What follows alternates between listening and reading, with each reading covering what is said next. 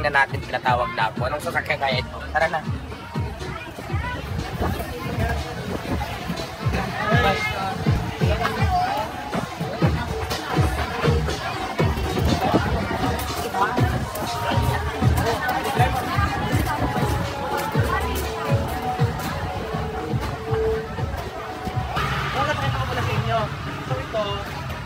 Pag halimbawa, malayo pa kayo, nakabukas yung aircon, pwede nyo siyang i-auto start sa labas. Ayan. Dalawang pindot lang, tapos hold. Ayan.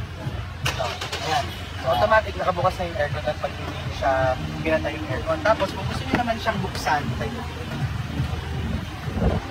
ito diwata, hindi nyo na siya kailangang buksan pa gamit yung susi. Basta malapit sa inyo susi, nasa bulsa, nasa bag, ganyan nyo lang, mag-unlock na siya. Tapos pwede din siyang i-lock dito. Pero pwede din naman yung susi, kung alin po yung mas komportable. Sige po, sakay po kayo. Hawakan nyo na po yung susi. Ayan, so pag isa-start naman siya, naka-push start na siya diwata, tapak lang kayo sa preno. Preno, ito yung preno. Ako, yung isang tapak. Ayan. Tapos, pindutin nyo lang po yung start. Asa na starts? Isang ganun. Apakan ko muna. Preno po. Tapos, starts. Oo, start na siya. Tapos pag-aandar na kayo yung tapak po ulit sa preno. Pag-aandar na tapak ulit sa preno. Preno po na tayo. Tapos dito, kawalan nyo.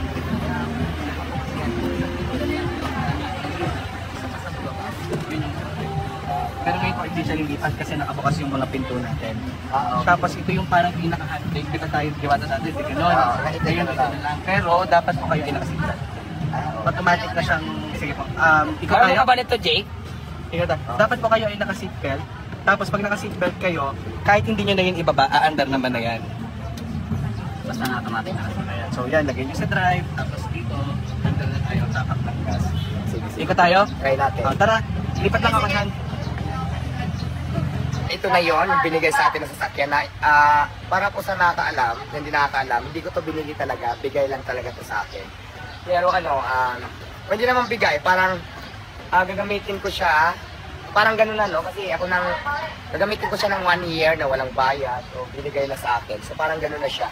So wala tayong nilabas ng pera dito, kahit piso, kahit 5, magagamit natin siya nang wala tayong binayaran. Pero syempre, mamintinan dyan, ako na yung gagastos. Tingnan natin doon, maganda. Pa? Ano ang loob? Ganyan talaga.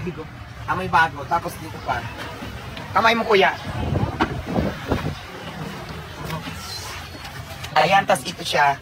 Siyempre, asay susi. Paanda rin natin para malaman nyo na legit. So, ayan. Pinost ko lang siya, pero may susi naman siya.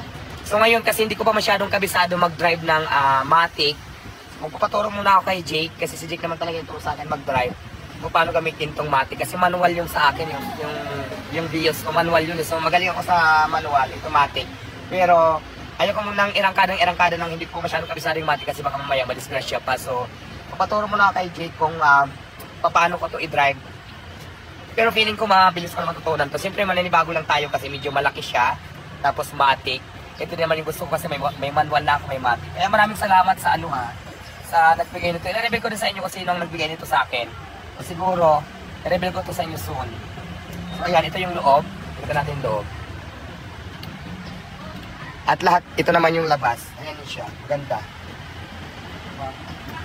Bago talaga. Tapos yun nga. So ayan, maraming salamat pala sa nagbigay. Please like, follow, and share ng ating page. So yun lang guys, abangan mo lagi ang aking mga upload. Salamat. Nalabitin namin yan, Pai. Pwede naman. Paikot mo na lang. Pakita din nila. Pakita mo muna. Pakita mo muna yung labas. Oo. Okay.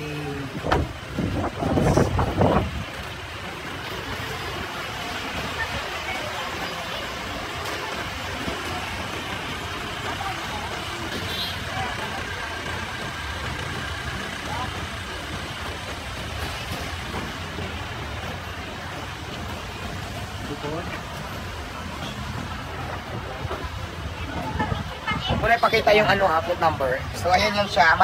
Mas malaki siyang pick up. Ito rin naman talaga gusto ko para kargahan siya ng mga pag namalingki tayo. Meron tayong mga gamit na medyo mga kaldero dyan kung ililipat. So mga carne, pwede natin ilagay dyan. Mas malaking tulong to, malaking bagay para sa akin na nagdedegosyo ng katulad itong negosyo ko. So yun ang maraming salamat.